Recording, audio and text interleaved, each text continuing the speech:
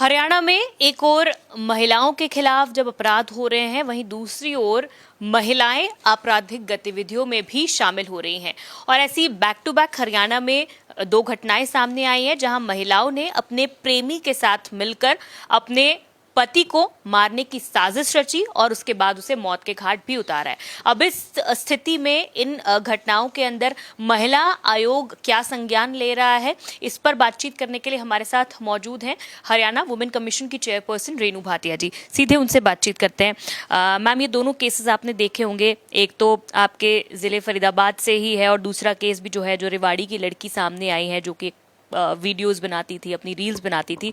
दोनों ही केसेस में अपने प्रेमी के साथ मिलकर, बॉयफ्रेंड के साथ मिलकर पति को मौत के घाट उतारा है। तो इस मामले में महिलाओं की जब इस तरह की क्राइम में लिप्त गतिविधियां सामने आती हैं, तो इस पर भी आपकी कोई जिम्मेदारी बनती है जरूर? देखिए साक्षी, मैं इसको एक बहुत वल्गर, न्यूसेंस और स्टूपिड स्टेप मानती हूँ गर्ल्स का, क्योंकि गर्ल्स कहती हैं हम एम्पावर होना चाहती हैं। एम्पावर की डेफिनेशन क्या वो बनाती हैं, ये हमें बहुत सोचने की ज़रूरत है।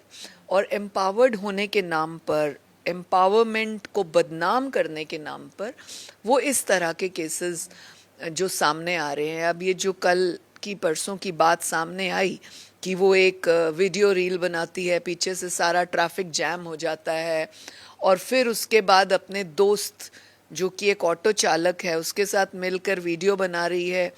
और जब ये वीडियो वायरल हुई तो उस लड़की के पति को कई लोगों ने बोला कि आपकी पत्नी की वीडियो देखी, और डेफिनेटली कुछ ने अच्छा कहा होगा कि बड़ी जी बहुत पॉपुलर, कुछ ने डेफिनेटली ये भी कहा होगा कि एज अ बहू, एज अ गर्ल, ये किस तरह की वीडियो है, which has no sense, which has no meaning, which has no relevance as a woman, as a empowerment, as a family, as a message to the society.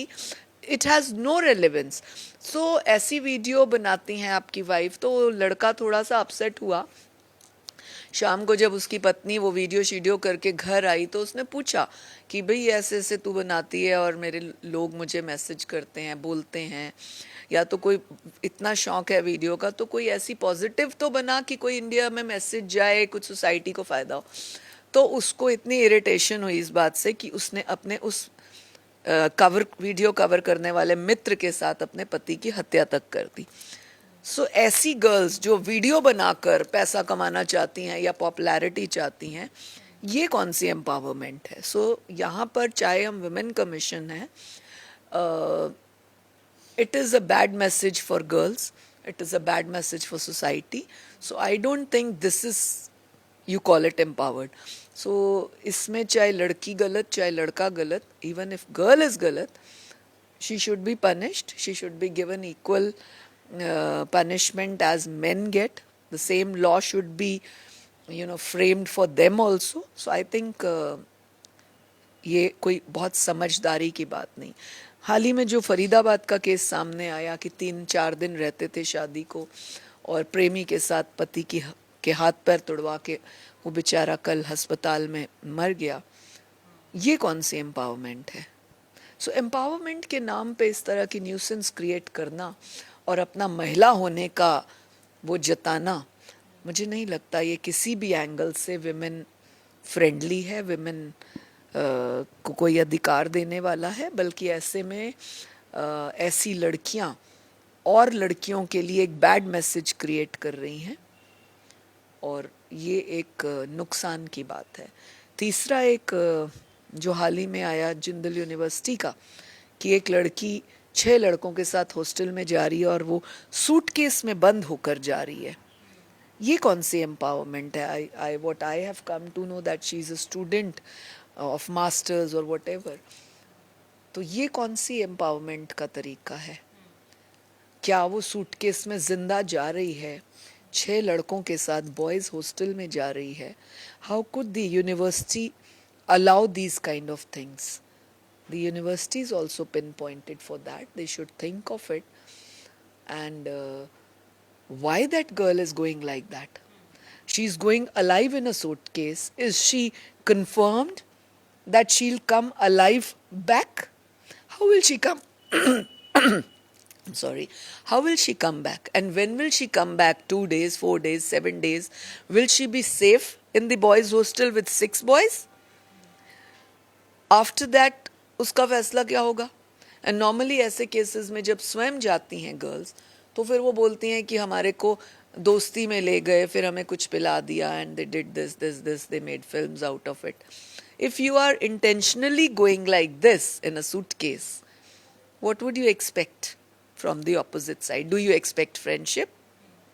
Do you expect loyalty? Do you expect truth with 6 boys like this? So, I think महिला आयोग भी इस बात पर objection करता है, specially मैं अपने पर्सनल थॉट के साथ करती हूँ कि ऐसे केसेस जो सामने आते हैं, ऐसे हैबिट्स जो गर्ल्स की हैं या जो वो कर रही हैं, क्या गर्ल्स मुझे बताएंगी मेल करके, व्हाट्सएप करके, मेरे इंस्टा पे, मेरे ट्विटर पे, क्या ये ठीक है? मैं गर्ल्स से जानना चाहती हूँ, हिंदुस्तान की, हरियाणा की लड़कियों से जानना चाहती हूँ कि क्या इसे एम्पावरमेंट कहते हैं? क्या ये जो 3 केसेस मैंने आपके सामने बोले, इस पर मुझे ट्वीट करिए, मुझे इंस्टा करिए, मैसेज करिए, क्या ये ठीक था गर्ल्स का स्टेप? मैम, ये जो पहले 2 केसेस आपने बताए, इसमें क्या आपने कहा है कि इक्वली चार्जेस में इन महिलाओं को भी फ्रेम किया जाना चाहिए? क्या आपने अपने लेवल पे कोई लेटर जारी किया है या कंसर्न पुलिस ऑफिसर्स से कोई बातचीत? हम बहुत जल्दी कुछ सोचने वाले हैं और हम मैं लीगल एडवाइस ले रही हूँ, हमारी 1 आध दिन में मीटिंग है कुछ लीगल एडवाइजर्स के साथ. बट अगर as a women, as a chairperson commission, as a society lady, as if I call myself as women in this society, Indian society, if I call myself as empowerment coordinator or empowered women, I don't think so. This is a very good step. Ma'am, लगातार हम देख रहे हैं कि commission के पास NRI cases बहुत ज़्यादा बढ़ते जा रहे हैं. कितने केसेस अब तक कितने टाइम स्पैन में आपके पास आए हैं? क्योंकि लगातार हरियाणवी दूल्हे जो हैं वो बाहर भाग जा रहे हैं और उनकी जो दुल्हनें हैं उनको यहाँ पीछे ही छोड़कर जा रहे हैं. देखिए साक्षी, ये एक बहुत सैड और हार्ट ब्रेकिंग सब्जेक्ट है. पिछले 4 महीनों में, 3-4 महीनों में हमारे पास 21 से ज़्यादा केसेस आए हैं, 21-22, जिनमें 2-3 लड़के हमारी बात करने के बाद, थोड़ा सा स्ट्रिक्ट होने के बाद, अ बिट वॉर्न करने के बाद वापस भी आए हैं. आने के बाद हम डिसीजन गर्ल पर छोड़ते हैं कि she wants to still continue with her, she wants to take divorce, whatever their decision is. But ऐसे छोड़कर जाने वाले हिसाब किताब बहुत ज़्यादा थे. कुछ डंकी वीज़ा के माध्यम से गए थे. And I am a bit sad and a bit comfortable for donkey visa कि जो अभी हाल ही में डंकी वीज़ा का केस अपने प्रधानमंत्री जी के माध्यम से भी आपने न्यूज़ में देखा और कई लोगों के माध्यम से आया सामने वो रिपोर्ट कि इस तरह से वहाँ से भेजा गया इन अ बैड स्ट्रेच. कुछ लोगों ने भी अपना बयान दिया, जी हमें ऐसे मार के भेजा, ये करके भेजा. आई समटाइम्स थिंक यस, उनको भेजने का तरीका गलत था, I agree to it. But दूसरा वर्जन भी हमें सोचना होगा कि इस तरह से लड़कियों को छोड़कर डंकी वीज़ा से जाने का तरीका क्या ठीक था? बदनामी करके बेटी की, उसको छोड़कर, उसको इतने इतने सालों तक तड़पा कर, उससे बच्चे पैदा करके, उसको अपनी माँ बाप के केवल एक काम वाली की तरह छोड़ कर जाना और डंकी वीज़ा से जाना, क्या वो सही था? और वहाँ जाकर दूसरा घर बसाना. एक पंजाबी पिक्चर आई थी, उसमें मैंने एक सीन देखा था, पक्की कुड़ी नाल व्याकरण है. So they find English girls there and they get married to them for that particular span. जो केसेस आए उसमें भी ऐसे हैं कि यहाँ से दूल्हे जाकर वहाँ पर शादी कर लेते हैं. And even with English women, हमारे पास एक फरीदाबाद का केस है और लड़का संचित, वो जाकर कनाडा बस जाता है, यहाँ से इंडियन लड़की के साथ शादी करके जाता है. 1.5 महीने बाद उसे जब पता लगता है लड़की को कि ये तो एक वहाँ की लड़की के साथ रिलेशन में है, डेफ एंड डम गर्ल है, उसके मैंने वीडियोस देखे, giving her bad gestures rubbish gestures to that English girl and giving her that message, oh I'm very happy with you, I'll get married. वो gestures दे रहा है कि शादी करेंगे, रहेंगे इकट्ठे, we'll have baby, ये वो, I will look after your earlier babies. Giving her those gestures. What is this? You're getting married to a girl who is a chartered accountant in India and you're taking her to Canada and there immediately तेरे ये हरकतें सामने आती हैं. What would that girl do? Definitely she'll come back to India when you're torturing her also, telling her कि नहीं इकट्ठे रहेंगे, ऐसे रहना पड़ेगा, मुझे तो पक्का होना है, उसके बाद मैं इसे छोड़ दूंगा. Which girl will बर्दाश्त करो this? I don't think so. Ma'am इसी के साथ साथ कुछ और काफ़ी चौंकाने वाली बात भी है कि हरियाणा में जिस तरह पता लगा है कि कुछ समलैंगिक केसेस में जो है उनके धोखे से शादी कर दी गई है. इसके भी आपके पास कुछ केसेस आए हैं, आप बताएंगे कि भाई कितने ये केसेस हैं, क्या शिकायत आपके पास आई है और अब क्या कमीशन जो है इन केसेस में कर रहा है? देखिए हमारे पास ऐसे 2-3 केसेस आए हैं, 2 के ऊपर हम वर्किंग भी कर रहे हैं. एक ने थोड़ा समय मांगा कि म्यूचुअली शायद वो अलग हो जाएं, तो she doesn't want to do any case और ख़त्म ही करना चाहती है because she is very badly upset. तो 2 केसेस ऐसे हैं जिनमें एक केस में भी लड़की हमारी हरियाणा गवर्नमेंट में है, दूसरे केस में भी हमारी लड़की और उसका जो हस्बैंड है वो हरियाणा गवर्नमेंट में है, अच्छे पदों पर है, बहुत ही अच्छे पदों पर, नामचीन पदों पर. तो क्या मैसेज देना चाहते हैं ऐसे धोखा करके? Every time when we send someone and when we call that boy, he sends his parents. Once he said मैं गवर्नमेंट ड्यूटी पे हूँ, वंस ही सेड मैं इलेक्शन ड्यूटी पे हूँ, वे एक्सक्यूज़ भेजी, हमने एक्सक्यूज़ कर दिया. थर्ड टाइम उसने अपने मदर की बीमारी का भेजा कि वो हॉस्पिटल में है, मैं उनके साथ हूँ. We excused. We should give chance once और twice but not every time when you say lies. उसने हमें बोला, अब की बार जब हमने बुलाया, ये फरीदाबाद केस रखा था, उसने अपने बहुत बुजुर्ग माता पिता को भेज दिया. And they were like, we have a video, people, media people have covered also. They were yelling, देखो जी साडा बेटा पानीपत में एक्सीडेंट हुआ, स्कूटर बाइक चला रहा था, गिर गया. एक इतने बड़े लेवल का ऑफिसर स्कूटर बाइक चला रहा था, थोड़ा सा विश्वास नहीं होता क्योंकि उस टाइम वो अगर ड्यूटी पे था या पर्सनल भी था तो वो गिर गया और वो प्राइवेट हॉस्पिटल में है.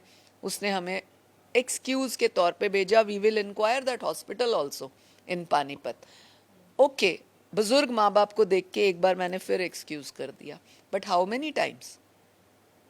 क्या इस पे आगे कमीशन एक्शन? देखिए 6-7 साल हो गए इस शादी को. अब वो माँ बाप बहुत ही बुजुर्ग दिखते हैं, बट 7 साल पहले जब उन्होंने धूम धड़क्के के साथ अपने इस बेटे की शादी करी थी, विदाउट टेलिंग दैट गर्ल और हर पेरेंट्स और देयर इवन फैमिली कि वो लड़का गे है, विदाउट टेलिंग ऑल दैट, आपने लड़की को धोखा दिया है, आपने उसके साथ गलत किया है. एंड उसके in spite of that, that boy does all that nonsense kind of relationship, pressurising her for that kind of relationship. Why would that girl do that? लड़की, आपने कहा कि 7 साल हो गए शादी को, तो इतने समय के बाद सामने आई है. आपने काफ़ी टाइम से है और ये बहुत मैं इस केस के ऊपर थोड़ा और डेप्थ से स्टडी करने वाली हूँ बिकॉज ये केस कई टाइम से पहले चंडीगढ़ चला और फिर उसके बाद नेशनल कमीशन के पास भी आया. नेशनल कमीशन ने मेरे पास फॉरवर्ड किया, हमारे पास आया है क्योंकि हरियाणा से रिलेटेड है, हरियाणा का अधिकारी है और वो लड़की हरियाणा गवर्नमेंट में काम करती है. तो इसलिए हमने देखा और हमने जब इसके ऊपर एफआईआर दर्ज करने की बात की तो हमारे को एक एसपी जहाँ जिस ज़िले का है, उन्होंने कहा कि 2 बार एफआईआर दर्ज एक ही बात पर नहीं हो सकती, लेकिन 2 कंप्लेंट्स पर हो सकती है, 2 अलग अलग गलतियों पे और अलग अलग टॉर्चर्स पे हो सकती है, ऐसा नहीं है. तो हम इसको और लीगली भी स्टडी कर रहे हैं और हम किसी और ज़िले के माध्यम से कहीं से और कंप्लेन को, एफआईआर को दर्ज करेंगे, बट करेंगे.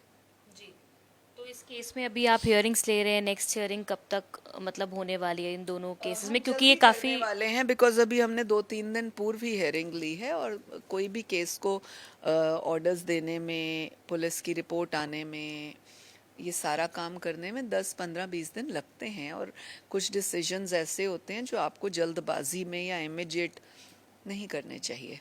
ठीक है. और एक आखिरी सवाल मेरा ये था कि वुमेन के एम्पावरमेंट के लिए और वुमेन को मोटिवेट करने के लिए वुमेन कमीशन के आपके आगे क्या प्लान्स हैं, क्या कोई बड़े कार्यक्रम हैं जो आप यहाँ पे कर रहे हैं ताकि महिलाओं को आप वहाँ एक मंच पर लेकर आ सकें? हम समय समय पे कई कार्यक्रम करते हैं। हमने पिछले वर्ष जनवरी 11 को और 12 को हमने 25वीं सालगिरह महिला आयोग की मनाई। उसमें हमने एक इंटरनेशनल इवेंट किया और अब बहुत जल्दी हम एक और बड़ा इवेंट करेंगे। और अधिक इंटरनेशनल विमेन, कुछ इंटरनेशनल लॉज, कुछ क्राइम अगेंस्ट विमेन ग्लोबली, इन सब चीज़ों को देखेंगे। बिकॉज़ मेरा ये मानना है कि महिला महिला है, चाहे वो दुनिया के किसी कोने में रहती हो, किसी जाति बिरादरी किसी भी कम्युनिटी की हो, may be Indian, may be Bangladeshi, may be Chinese, may be any country. When there is crime against her, when there is law for her, anything, we should study that. अब हमारे पास एक रिपोर्ट आई थी, किसी ने एक भेजा था हमें, जिसको हम स्टडी कर रहे हैं deeply. We are going to put researchers on that there are 2-3 countries in the world where there is 0% crime. They don't have any women commission, they don't have any women police for those actions. So we definitely want to study that, ki what is that, how come ki there is no crime in their country for against women.